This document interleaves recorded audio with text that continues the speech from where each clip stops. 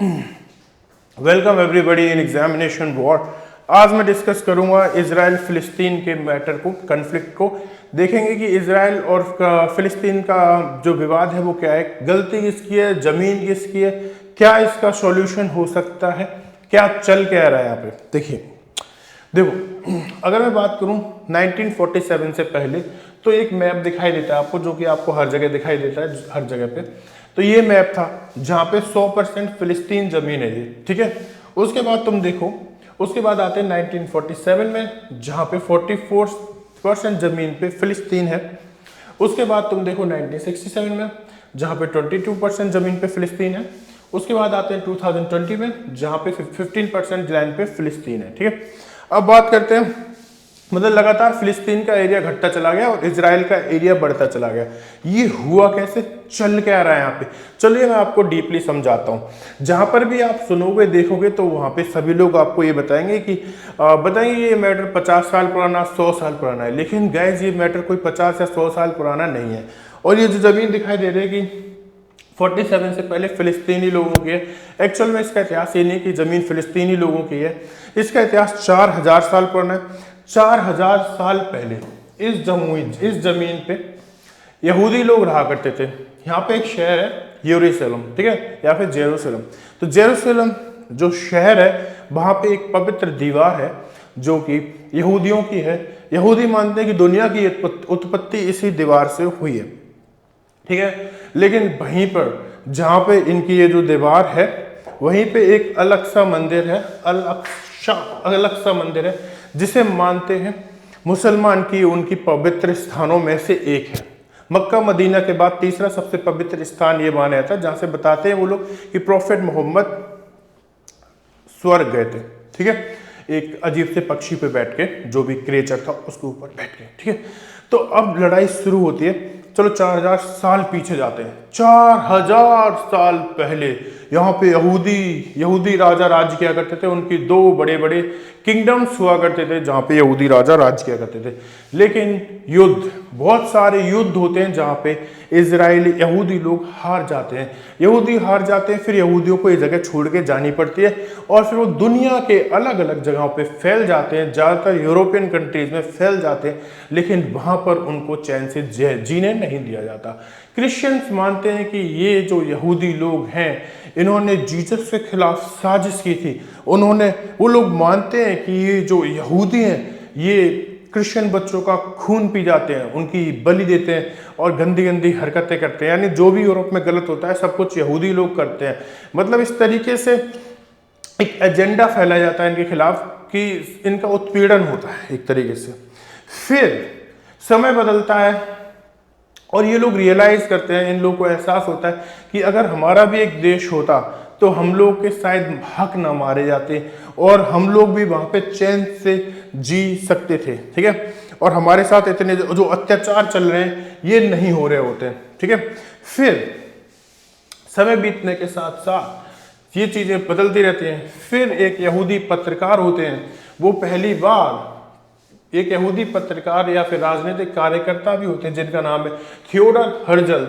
वो एक पहली बार द जू स्टेट प्रकाशित करते हैं। मतलब क्या होता है कि वो एक अखबार में पहली बार एक आर्टिकल प्रकाशित करते हैं जिसमें लिखा होता है द जू स्टेट, यानी पहली बार एक राज्य का कॉन्सेप्ट, यानी एक ऐसा राज्य जिसमें सिर्फ जूस लोग रहा करेंगे, ठीक है। एक पहली बार एक स्टेट का कॉन्सेप्ट थियोडर लेके आते हैं। तो थियोडर क्या होते हैं, थियोडर एक पहली बार ये एक स्वतंत्र राज्य की कल्पना करते हैं अपने लिए, ठीक है। लेकिन समय बीतता चला जाता है और 1917 में पहुंच जाते हैं जब विश्व युद्ध चल रहा है। पूरा जर्मनी पूरी गुस्से में लड़ाई कर रहा है, उधर अंग्रेज जर्मनी के खिलाफ है, ठीक है। और लड़ाई चल रही है, बहुत भयानक वाली लड़ाई चल रही है।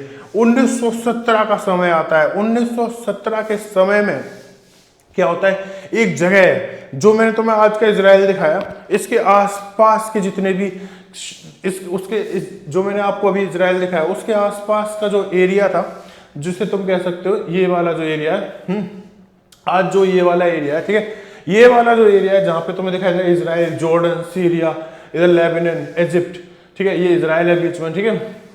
ये जो एरिया दिखाई दे रहा है ये कभी ओटोमन एम्पायर का पार्ट हुआ था, और ये ओटोमन एक बड़ा साम्राज्य था, उसका हिस्सा हुआ था, मुसलमान एम्पायर था एक तरीके से तुम समझ सकते हो, उसका हिस्सा हुआ करता है ये, ठीक है। 1917 की बात करो, विश्व युद्ध चल रहा है उस समय, ये ओटोमन एम्पायर है, और ओटोमन एम्पायर जर्मनी की तरफ से लड़ाई कर रहा है अंग्रेजों के खिलाफ 1917 में, ठीक है।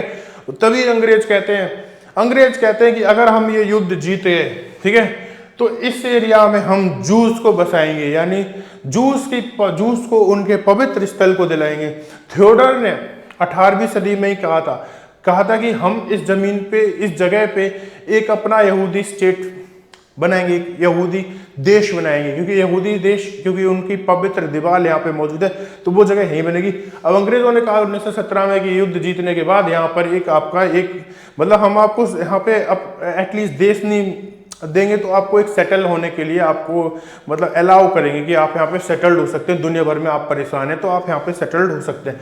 इससे क्या होता है, यहूदी लोगों को प्रेरणा मिलती है इस एरिया में आके बसने की, और यहूदी लोग इस एरिया में भारी मात्रा में बसने लगते हैं। 1917 में जब एक घोषणा होती है, जिसे कहते हैं वालफोर घोषणा के रूप में जाना जाता है, ब्रिटिश सरकार यहूदियों से वादा किया कि फिलिस्तीन में एक यहूदी राज्य की सुविधा प्रदान करने में मदद करेगी। अच्छा ठीक है, पूरा प्रॉमिस कर देते हैं वालफोर घोषणा में कि यहूदियों के लिए एक नया राज्य को बनाने में हेल्प करेंगे, ठीक है। तो होता क्या है कि फिर अंग्रेजों ने यरूशलेम पर कब्जा किया, ये सब चीजें चलती रहती हैं, ठीक है। फिर क्या होता है, चलो सीधे 1947 में आते हैं, और ये जो पूरा तुम्हारा ये पेपर है मैं ये तुम अपने टेलीग्राम चैनल पर डाल दूंगा, जिसका लिंक तुम्हें नीचे मिल जाएगा, अगर तुम्हें डीपली पढ़ना है यहाँ से पढ़ सकते हो, ठीक है।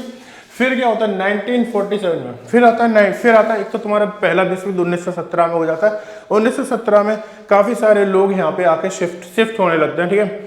फिर वर्ल्ड वॉर 2 आता है। वर्ल्ड वॉर 2 में जो हिटलर होता है वो तो बहुत ज़्यादा यहूदियों की तुम्हें पता ही है कितनी बुरी हालत करता है, गैस चैम्बर, मतलब जानवरों से ज़्यादा बुरा व्यवहार यहूदियों के साथ कराया जाता है।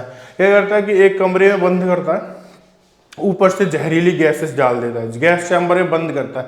मतलब ऐसे तो जानवर नहीं लोगों को काटते होंगे, मारते होंगे, ऐसे हिटलर इन लोगों पे अत्याचार करता है। ऐसे में ये लोग जर्मनी छोड़ के इस एरिया में बढ़ने लगते हैं, क्योंकि ये एरिया इंग्लैंड के अंडर कंट्रोल में होता है। लेकिन जैसे अंग्रेज 1947 के बाद कमजोर पड़ गए और इंडिया को छोड़ के चले गए, और इंडिया के 2 टुकड़े करके चले गए, इंडिया और पाकिस्तान, और वो भी ठीक से नहीं करके गए, जिसकी वजह से क्या हुआ कि विवाद होते चले समय के साथ साथ। ऐसे ही इजराइल का भी मामला रहा, तो इजराइल में 1947 में इजराइल में भी ऐसे छोड़ के चले गए, और उन्होंने यूएन को कह दिया कि तुम बंटवारा करो, हमारे बस का नहीं है बंटवारा करना, ठीक है। जिसकी वजह से क्या हुआ कि यूएन ने अपना एक चार्टर निकाला, यूएन ने कहा कि हम बंटवारा करेंगे, और यूएन ने अपना बंटवारा करा। उन्होंने उनके बंटवारे के हिसाब से था कि 56% जो क्षेत्र था वो इन्होंने इजराइल को देने की बात करी, बचा हुआ फिलिस्तीन का हो गया, ठीक है। लेकिन जो फिलिस्तीन थे उन्होंने ये ठुकरा दिया, ठुकरा के तेरा प्यार, सॉरी हाँ, तो ठुकरा दिया, फिलिस्तीन लोगों ने ये चीज़ ठुकरा दी, ठीक है। और उसके बाद क्या करा, यहूदियों ने 1948 में अपना एक राज्य बनाने की घोषणा कर दी, जिसके बाद 7 लाख फिलिस्तीनियों को यहाँ से जाना पड़ा। उनका एक्सोडस हुआ, यहाँ पे उनको मार के भगाए, उन्हें अपनी ज़मीन छोड़ के यहाँ से जानी पड़ी, जो इस लैंड में रहा करते थे उनको यहाँ से जानी पड़ी। और उसकी वजह से क्या हुआ कि मैं तुम्हें दिखाता हूँ, देखो 1947 में ये होता है, और जो इस एरिया में लोग रहा करते थे उन्हें अपनी ज़मीन छोड़ के जानी पड़ी, और वो जो फिलिस्तीन के और वो यहाँ पे भाग गए, बहुत जो लोग बचे वो लोग बहुत कोटे, ठीक है। उसके बाद समय बीतता चला गया, और समय बीतने के साथ साथ जो इजराइल थे, और यही कारण था कि कब्जे वाले में माना गया, लेकिन गाजा के पुनर्गठन समाज थे, ठीक है। अब क्या है, तो देखो ऐसा कि समय बीतता चला गया और इनके बीच में विवाद बढ़ते चले गए, और काफ़ी सारे युद्ध हुए, जैसे 1967 में युद्ध हुआ। इजराइल से लोग हमेशा लड़ने जाते हैं और पिट के आते हैं, ठीक है। जिसकी वजह से क्या होता है, बहुत सारे युद्ध हुए। 1947 में युद्ध हुआ जिसमें इजराइल ने ये वाला लैंड पे कब्जा कर लिया, ठीक है। उसके बाद फिर से वॉर हुआ, फिर से 1967 में, जहाँ पे इजराइल ने बचे हुए इधर भी कब्जा कर लिया, इतनी सी जमीन छोड़ी, ठीक है। और 2020 में ये हाल कर दिया है, ठीक है। अब यहाँ पे क्या है कि आज का मैटर क्या है कि यहाँ पे ये वाला जो एरिया है इसे कहते हैं गाजा स्ट्रिप, और ये वाला जो एरिया ये है वेस्ट बैंक, ठीक है। और जो वेस्ट बैंक है वहाँ पे सरकार है फतेह पार्टी की, ठीक है। और यहाँ पे जो है गाजा में आतंकवादी संगठन, ठीक है वो है यहाँ पे, ठीक है। ये लोग को टेररिस्ट, ये टेररिस्ट है। और ये फतेह पार्टी है। फतेह पार्टी एक्चुअल में यहाँ पे चाहे वेस्ट बैंक पे देख लो या फिर तुम यहाँ पे गाजा में देख लो, यहाँ पे कोई प्रॉपर इलेक्शन नहीं होते पिछले 2006 के बाद। यहाँ पे कोई इलेक्शन नहीं हुए दोनों जगह पे। यहाँ पे तो परमानेंट आतंकवादी है, ठीक है। ये लोग थोड़ा डेमोक्रेटिक तरीके से थोड़ा विरोध करते हैं इसराइल का, ये लोग करते हैं रॉकेट वॉकेट मार मार के विरोध करते हैं, ठीक है। अब ये है आज की कंडीशन इन लोगों की। तो आज कंडीशन क्या हो रखी है? आज कंडीशन ये हो रखी है, ये देखो आज की कंडीशन तुम्हारी इनकी ये है कि आज की कंडीशन ये है कि 7 अक्टूबर को तुम्हारा ये अटैक कर दिया। 7 अक्टूबर को हमले के दिन बाद इजरायली कैबिनेट औपचारिक 7 अक्टूबर को जो गाजा है, गाजा पट्टी जो है, वहां से अटैक होता है इजराइल पे फिलिस्तीनियों के द्वारा। और 7 अक्टूबर को एक दिन तो इजराइल को सोचने में लग जाता है हुआ क्या है, ठीक है। उसके बाद इजराइल भी जवाबी कार्रवाई करता है। अभी यहाँ पे लाखों लोग, मतलब हजारों लोग मारे जा चुके हैं दोनों तरफ से, युद्ध चल रहा है, ठीक है। 1993 में एक इंपॉर्टेंट चीज भी हुई थी। 1993 में दोनों देश बहुत ज्यादा करीब आ गए होते। क्या था कि जो ये वेस्ट बैंक के लोग थे, ठीक है, पहले वहां पे जो भी उनके जो प्रेसिडेंट थे और इधर इजराइल के जो प्रेसिडेंट थे, ये लोग 1993 में पास आए, ठीक है, पास आए, ठीक है। 1993 में जब ये लोग पास आए और उन्होंने एक ओस्लो समझौता किया, ठीक है। यहाँ पे जो संघर्ष था कुछ दिनों के लिए रुक गया था, शासन करने के लिए रूपरेखा की स्थापित करी। और जो तुम्हारा इसमें जो 1993 का था उसमें इन लोगों ने ये डिसाइड किया था कि जो फिलिस्तीन है वो इजराइल देश को मान्यता देगा, वो मानेगा कि इजराइल नाम का भी एक देश है। और जो इजराइल है वो भी मानेगा कि फिलिस्तीन नाम का एक देश है। और कुछ जगह फिलिस्तीन को दी जाएगी राज्य करने के लिए, जहाँ पे गवर्नमेंट होगी फिलिस्तीन की। तो इसमें जो समझौता था वो भी ज़्यादा दिन तक नहीं चल पाया, ठीक है। और इसके बारे में डीप अगर आपको वीडियो चाहिए तो फिर लाइक कर दो, पसंद आई तो मैंने अभी आपको एक रफ आइडिया दिया है। एक अगर प्रॉपर वीडियो बनाओगे तो कम से कम आधा घंटा की वीडियो बन जाएगी या फिर 1 घंटा की वीडियो बन जाएगी। अगर आपको बहुत डिटेल्ड वीडियो चाहिए इसके ऊपर तो एक लाइक कर देना और नीचे लिख देना कि we need a detailed video, फिर हम इसे बनाएंगे। तब तक के लिए गुड बाय। पसंद आए तो चैनल को सब्सक्राइब करना। Bye bye.